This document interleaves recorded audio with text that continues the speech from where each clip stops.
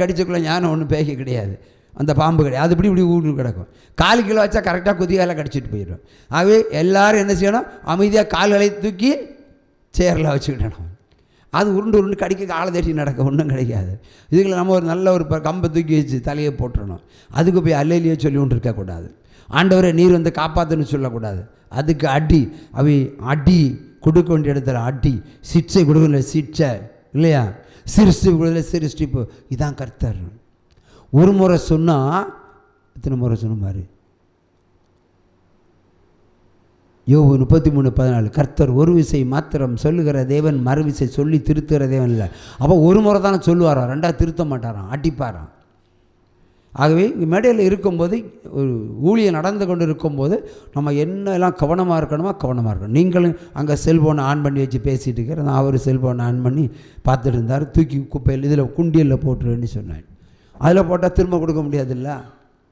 ஆகவே ஃபோனெல்லாம் சுவிட்ச் ஆஃப் பண்ணி வச்சுடுங்க. சபையில் வந்து அப்படியெல்லாம் மறந்து வரணும். நீங்கள் உங்கள் பிரச்சனைகளை மாத்திரம் தான் கொண்டு வரணும். உங்கள் ப்ராப்ளம்ஸ் எல்லாம் இந்த நினைவுக்கு வரணும். வீட்டு பிரச்சனை வரக்கூடாது. இருக்கிற பிரச்சனைகள் உங்கள் கொட்டைக்கு தான் வந்தீங்க.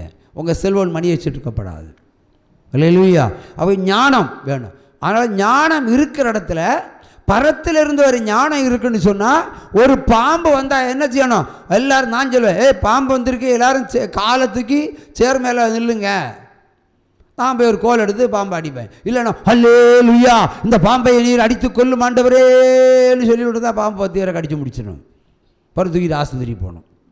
எங்கே எப்படிப்பட்ட ஜெபம் ஏறெடுக்கணும் என்று நாம் அறிந்து கொள்ள வேண்டும். எங்கே உபவாசித்து அழ வேண்டும், எங்கே பொருத்தனை செலுத்தி அழ வேண்டும், எங்கே விண்ணப்பம் பண்ணி ஜெபிக்க வேண்டும், எங்கே கண்ணீர் விட்டு ஜெபிக்க வேண்டும், எங்கே ஆராதனை பண்ணி ஜெபிக்கணும். இப்படி 6 விதமான ஜெபங்கள் இருக்கிறது. இந்த 6வது ஜெபம் ஓடிக்கொண்டிருக்கிற ஜெபந்தான் ஜீவ ஒளியில் ஓடும் பொருத்தனை ஜெபம். அல்லேலூயா. உற்சமா கையை தட்டலாம். அல்லேலூயா. ஆகவே ஜாக்கிரதை. இந்த சுபாவம், அதாவது பரத்திலிருந்து வருகிற சுபாவம் நமக்கு வந்தால் ஞானம் கிடைக்கும். ஞானம் கிடைக்கும். அந்த ஞானத்தில் நம்ம ஒரு மதத்தை ஸ்தாபிக்கலாம், பிறருக்கு ஊழியம் செய்யலாம், பிறரை சிருஷ்டிக்கலாம், பிறரை புதுப்பிக்கலாம், பிறரை மன்னிக்கலாம், பிறரை தண்டிக்கலாம், எல்லாமே செய்யலாம். இந்த ஞானம் இருந்தால் தண்டிக்க வேண்டிய இடத்துல போய் நீங்கள் பரிந்துரை பண்ணக்கூடாது. இப்போ ஆண்டவர் ஒருவரை தண்டிக்க தீர்மானிப்பார். சிலவங்களுக்கு வேலை என்ன, உங்கள் குடும்பத்தை ஜெபம் பண்ணி உங்கள் பிரச்சனை தீர்க்க தெரியாது, பக்கத்து வீட்டில் உள்ளவங்களை பிரச்சனையை வச்சு ஜெபிப்பீங்க. உங்களுக்கு தேவையா இதெல்லாம்? நிறைய ஊழியக்காரங்க சொல்லி கொடுத்தாங்க. தேசத்துக்கு ஆளுன்னு சொல்லுவாங்க. உன் பிரச்சனையே உனக்கு தீரலை, நீ ஏன் உன் புருஷனையே திருத்த முடியலை, உன் பொண்டாட்டியை திருத்த முடியலை, உன் பிள்ளைகளை வாழ வைக்க முடியும், தேசத்துக்கு ஆள போகிற 9 to 12 மணி வரையும் இந்த ஆன்லைன் ஜபத்தில். இதெல்லாம் உருட்டல் மிரட்டல் பொய் அபிஷேகத்தினுடைய ஊழியம். தேசத்திற்காக அழ சொன்னது யார்? உங்கள்கிட்ட விசுவாசிகளுக்கெல்லாம் அதிகாரம் கிடையாது. ஆண்டவர் சிலரிடத்தில் சொல்லுவார், மகளே நீ தேசத்துக்காக ஜெபம் பண்ணணும். அப்படி ஒரு சிலருக்கு சொல்லுவார். எல்லோருக்கும் மேலே எல்லோரையும் கூட்டி வச்சுட்டு நீ ராஜ்யத்துக்காக ஆளு. ராஜ்யத்தில் இருக்கிற மக்களை மீட்பதற்கு, பாவம் மனம் திருந்ததற்கு ஒரு ஜெபம் ஏறெடுக்கிறியா? இல்லை, தேசத்தை மீட்போம். தூண்டில் தானே மீனை போட்டு முடிக்க. இந்தியாவை தான் அடித்து நொறுக்க போகிறார் நம்ம தேவன். உற்சாகமா கையை தட்டுங்க. அல்லேலூயா. நான் 23 வருஷத்துக்கு முன்னாடி சொன்னேன், 12 நாடுகள் விழும், 12 நாடுகள் எழும். பாருங்க, ஆசீர்வாதமான கிறிஸ்தவ 12 நாடுகள் விழுந்தாச்சு. அது எழும்புன்னு நினைக்கிறீங்களா? எழும்பாது. துன்மார்க்க நாடுகள் எழும்பியாச்சு. அப்போ என்ன நடக்கும்?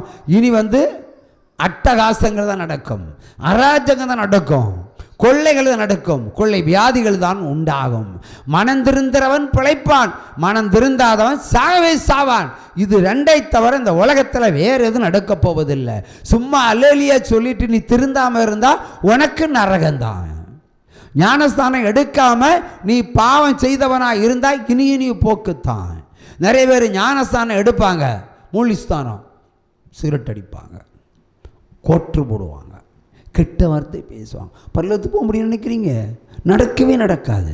ஒருவன் தேவனை ருசி பார்த்த பின்பு அவன் பின்வாங்கி போனால் மறுபடியும் தேவராஜ்யத்தில் பிரவேசிக்க முடியாது என்று மெய்யாகி சொல்லுகிறேன் என்று எபிரேயரில் சொல்லி வச்சிருக்கிறார்கள்.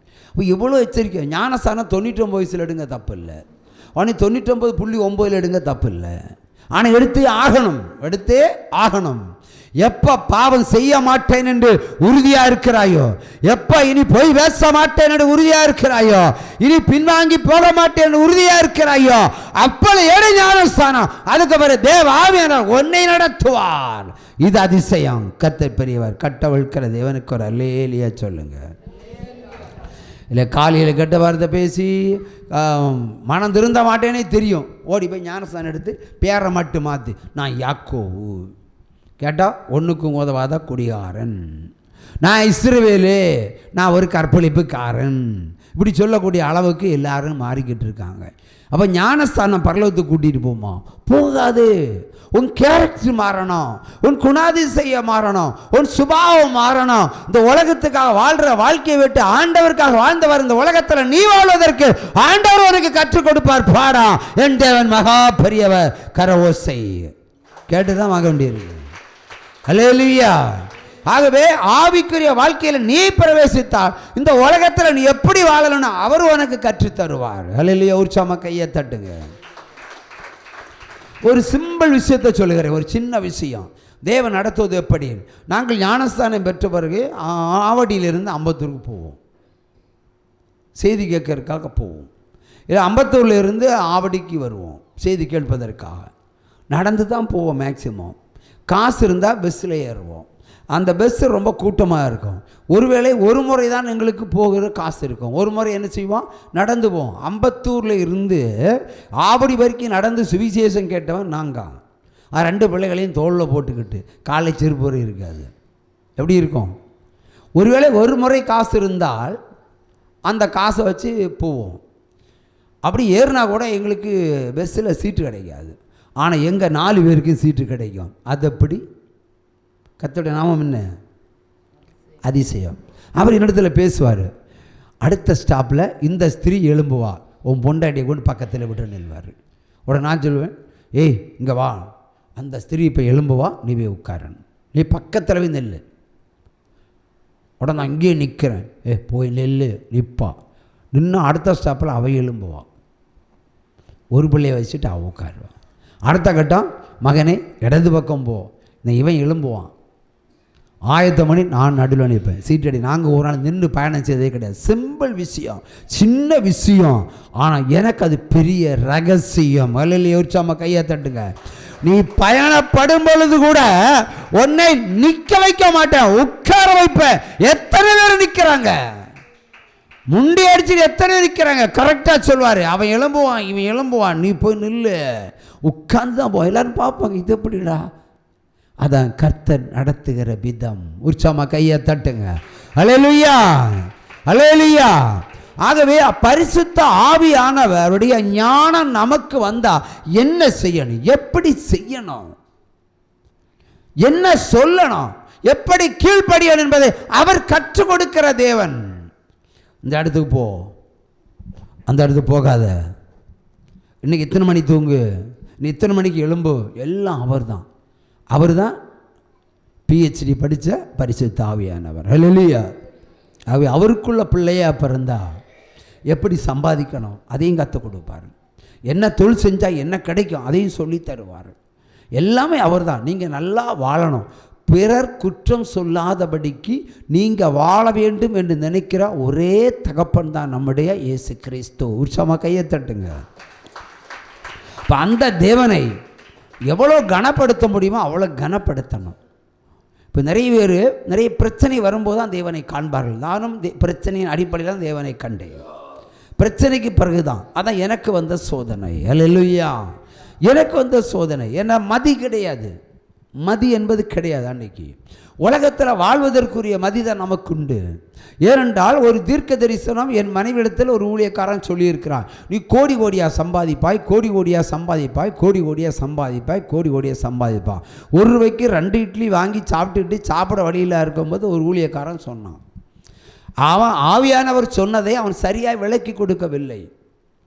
நானும் ஒரு திரைப்படம் தயாரிப்பதற்கு ஆயத்த பணியில் நிற்கிறேன், நின்றுட்டாக சீரோவில் நிற்கிறேன். அவன் மறுபடியும் தோணுச்சு, கோடி கோடியாக சம்பாதிக்கணும், சினிமாக்கு தானே போகணும் இல்லையா பிரதர்? ஒரு மளிகை கடை வச்சா கொஞ்சம் தான் சம்பாதிக்க முடியும், ஒரு ஹோட்டல் வச்சா கொஞ்சம் அதிகமாக சம்பாதிக்கலாம், ஒரு சூப்பர் மார்க்கெட் வச்சா கொஞ்சம் இன்னும் அதிகம் சம்பாதிக்கலாம். கோடி கோடியாக சம்பாதிக்க தீர்க்க தரிசனம் வந்திருக்கோம். இப்போ கண்ணீரோடு சொல்கிறான், ஏன் நீ அங்கேயே கேட்டு அங்கேயே விட்டு தொலைய வேண்டியதானே, என்கிட்டே வந்து ஊற்றுனேன். இப்போ நான் சினிமா கம்பெனி போகிறது காரணம் இவ தான் குற்றவாளி. இந்த தீர்க்க தரிசனம் சொல்கிறா. அப்போ நான் சினிமா எடுக்கலாமா? ஆவியானவர் சொல்லிட்டார, சினிமாக்கும் அவருக்கு சம்மந்தமே இல்லையே. இன்னும் நான் சொன்னான் கோடி கோடியாக சம்பாதிப்பார், அது விடிய விடிய சொன்னாருன்னு. ஒரே ஒருத்திக்கு விடிய விடிய தீர்க்க தரிசனம். ரெண்டாவது உனக்குத்தாமா சொன்னார், உனக்குத்தாமா சொன்னார். இங்கே என்ன கஞ்சி குடிக்க காசு இல்லை, இட்லி வாங்க காசு இல்லை, ஃபேனை விற்றாச்சு, ஒரு வண்டியினுடைய 4 வீலையும் உருட்டி உருட்டி விற்றாச்சு, அது காலாங்கடைக்கு போட்டாச்சு, ஏசியை கழட்டி விற்றாச்சு, ஒன்றுமே விற்கிறதுக்கு ஒன்றுமே இல்லை. சேரையும் விற்றுட்டு தரையில் படுத்து கிடக்கிறோம், பாய் வரை இல்லை, ஃபேனும் இல்லை. வார இந்த எறும்பு எங்களை தான் கடிக்கும், வார ஆள் போல் வார கொசு எங்களை தான் கடிக்கும். ஆவடி கொசுனா கொஞ்சமாக ஒரு ஆள் நீளத்தில் இருக்கும், வந்து மியூசிக்கெல்லாம் போட்டு கடிச்சிட்டு போயிடும். ரத்தம் நாங்கள் விட்டு கொடுப்பான், நீ இன்னொன்று பண்ணிக்க, எத்தனைன்னு அடிச்சு கொள்ளுங்க, நீ கடிச்சிக்கோ. அது வந்து இப்படி வந்து டொங்குன்னு குத்தும். பேப்பர் செய்தி பார்த்தா கொள்ளை வியாதி பரவும், இந்த ஏதோ வியாதி பரவுன்னு அப்பப்போ சொல்லுவாங்க. பார்த்தாச்சுன்னா எங்களுக்கு ஒரு வியாதியும் வரலையே, மொத்த கொசு எங்களை கடித்த பிறகு எங்களை ஒன்றுமே செய்யலை. பார்த்தா இஸ்ரவேலை காக்கிற தெய்வம் உறங்குவதும் இல்லை தூங்குவதும் இல்லை. கர்த்தரை நம்பினால் அவர் காத்து விடுவார். அவர் திரைப்படத்துக்கு போனால் இவ்வளோ தீர்க்க தரிசனம் கட்டி சினிமைக்கு போனால் ஒரு கிறுக்கு ஊழியக்காரன் நான் தான். உற்சவமாக கையை தட்டலாம். 50 லட்சத்து மேலே டோட்டல் பிஸ்னஸும் காலியாச்சு. தீர்க்க தரிசனம் கேட்டு தான் போனேன். நான் கேட்டேன், அப்போ சினிமைக்கு போகலாமா? சினிமையே பார்க்க மாட்டா, சீரியலும் பார்க்க மாட்டேன், டிவியை பார்க்க மாட்டேன். இன்றைக்கு வரையும் டிவி பார்க்காத ஒரு கேஸு. அப்போது இவளே ஒரு தீர்க்க தரிசனத்தை ஊழியக்காரங்களையும் கேட்டு சொன்னால் நான் உற்சாகம் அடைந்து அங்கே போனேன். இருந்ததெல்லாம் போச்சு, இருந்ததெல்லாம் போச்சு. அப்போ நான் அழிவதற்கு காரணம் சொன்ன தீர்க்க தரிசனம். என்னன்னா அந்த தீர்க்க தரிசனம் உண்மைதான், ஆனால் அதனுடைய சரியான விளக்கத்தை அவருக்கு சொல்லிக் கொடுக்கக்கூடிய பரிசுத்த ஞானம் இல்லை. நீங்கள் என்ன தொழில் செய்யலாம் என்கிட்ட ஒவ்வொரு ஆள் தனித்தனியாக கேளுங்க, நான் உங்களுக்கு ஆண்டவர் சொல்லுகிற காரியத்தை சொல்லுகிறேன். ஆண்டவர் சொல்லுகிற ஒரு காரியத்தை சொல்லுகிறேன். யாருக்கு நான் என்ன சொல்கிறேனோ அதை நீங்கள் செஞ்சீங்கன்னா ₹1 லாஸ் இல்லாமல் கோடீஸ்வரனை காட்டித்தரதுக்கு இந்த ஊழியத்தால் முடியும். உற்சாகமாக கையை தட்டுங்க. அல்லேலூயா. அதுக்கு அடையாளம் 3 முறை ஆக்சிடெண்ட் ஆகி கால் முறிஞ்சு ஒருத்தன் வந்தான். இந்த திருவட்டாறு பகுதியிலிருந்து ஒரு சகோதரன் வந்தான். நீங்கள் இன்றைக்கு இந்த திருவட்டாறு பகுதி போகும்போது, கொலசேகரம் தாண்டி திருவட்டாறு போகும்போது புதிதாய் ஒரு பெட்ரோல் பங்கு இந்த புதுக்கடையாக புத்தங்கடையில் வரும், ஒரு இருக்கும் ஒரு புத்தகங்கள். அதுக்கு முன்னாடி அது ஒரு சின்ன கடையாட்டம், ஒரு சின்ன இதுமாக இருந்தது. அது நேர முன்னாடி இருக்கிற வீடு, அதான் அந்த ஹவுஸ் ஓனர்.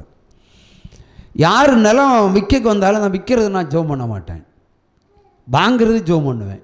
கடன் அடைப்பதற்கு ஆண்டருக்கு கடன் அடைப்பதற்கு ஒரு கண்டிஷன் சொல்லுவேன். எத்தனை லட்சம் கடன் இருக்குன்னு கேட்பேன். 15 லட்சம் இருக்குது.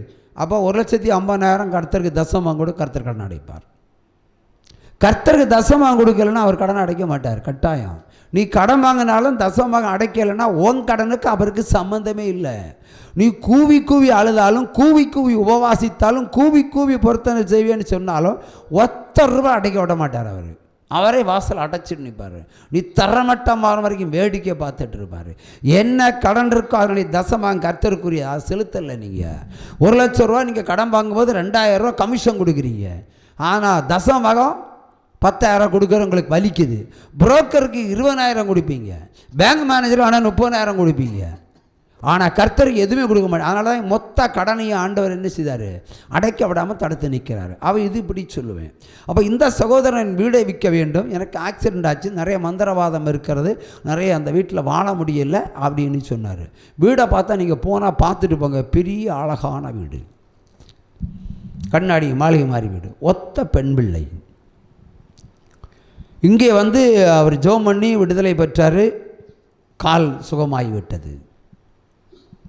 சுகமாகி போனதும் அவர் கடைசியில் வீட்டுக்குள்ளே போனால் அது அப்போ தான் வீடை பற்றி தெரியும். ஒரு பிள்ளை, இந்த பிள்ளை தேவன் கல்வியிலே மேன்மையாக்குவார்னு சொன்னார். உன் கடனை நான் அடைப்பேன், நீ ஒரு தொழிலை தொடங்குன்னு சொன்னார். உன் கடனை நான் அடைப்பேன், நீ ஒரு தொழிலை செய்யுன்னு சொன்னார். தொழில் சொன்னால் ஒரு சின்னதாக ஒரு மளிகை கடை, சூப்பர் மார்க்கெட்டை வச்சிடணுன்னாரு. அதில் 35% 50% கமிஷன் விடக்கூடிய பிளாஸ்டிக் ஸ்டீல் அலுமினியம் கூட வைக்கணும்னு சொன்னார். கீழ்ப்படியலை. அடுத்து சொன்னேன், நேர ஆப்போசிட்டில் பெட்ரோல் பங்க் வரப்போகுது. நேர ஆப்போசிட்டில் பெட்ரோல் பங்க் வரும். இல்லை பிரதா, அவன் நிலம் விற்க கிடக்கிறான். நிலம் விற்கிறான் வாங்குறான், பெட்ரோல் பங்க் வரும்னு சொன்ன ஆண்டவர், உனக்கு வியாபாரம் பெருகும். பக்கத்தில் லெஃப்ட்டு ரைட்டு கடைகளே கிடையாது. ஒன்று பக்கத்தில் சர்ச்சு வேறு இருக்குது. அவை கடை ஒன்றை கடனிலிருந்து விடுதலை பெறுவதற்கும் நீ வாழ்வதற்கும் தான் ஆண்டவர் என்ன சொன்னார், இதை செய்ய சொன்னார். அவர் என்ன பண்ணார், ஒரு சின்ன பால் கடையை தொடங்கினார். நான் கேட்டேன், பால் விற்றா என்ன கிடைக்கும்? அது இங்கே நிறைய பேர் பால் வாங்க வருவேன். பால் விற்கிற காசு உண்டு, ஃப்ரிட்ஜு ஓடுற கரண்டே கட்ட முடியாது. ஞானம் இல்லை. நான் சொன்னேன், மளிகை கடை அது மனிதனுக்கு ஆகாரம். இன்றைக்கி 10,000 ரூபா இருந்தால் 10 மைல் ஏறி சூப்பர் மலை பொருள் வாங்கிட்டு வருவாங்க நம்ம லேடிஸு. பக்கத்தில் இருக்கிற கடையில் வாங்க மாட்டாங்க. நாளைக்கு ஒரு 5 ரூபா கடுகு பாக்கெட்டு கம்மியாச்சுன்னா நீ 10 மைல் தாண்டி தான் வாங்கணும். வாங்குவியா? வாங்க மாட்டேன். ஊரில் இருக்கிற கடையில் பொருளை வாங்குங்க ஐயா, ஊருக்காரனாவது செழிக்கட்டும். ஓடிப்போனால் 10 பொருள் நீ 10 நாள் கடன் வாங்கினா ஒரு நாள் கடனே தருவாங்களா? இந்த மனைப்பான் உனக்கு இல்லையே. காசு இருந்தால் டவுனுக்கு போவேன், காசு இருந்தால் டவுனில் போய் தான் செருப்பு வாங்குவேன்.